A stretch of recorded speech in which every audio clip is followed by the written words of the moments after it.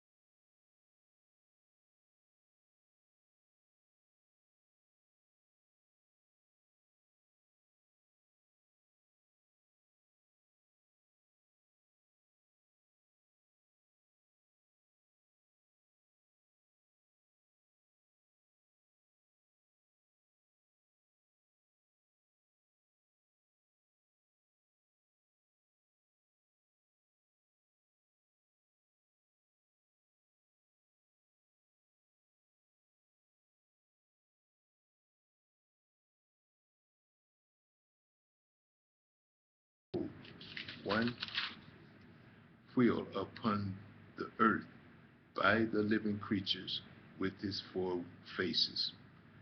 The appearance of the wheel and their work was like unto the color of a beryl, and their four had one likeness, and their appearance and their work was as it were a wheel in the midst of a wheel.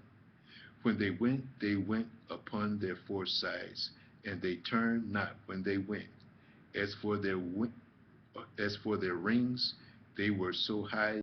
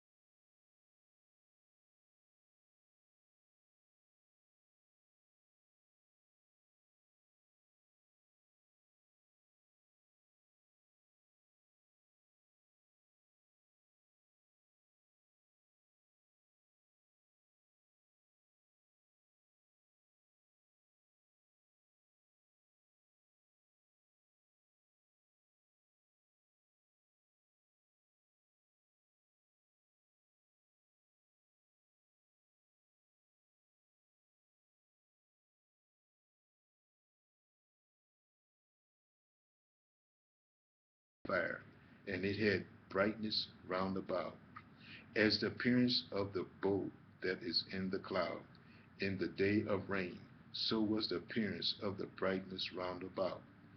This was the appearance of the likeness of the glory of the Lord.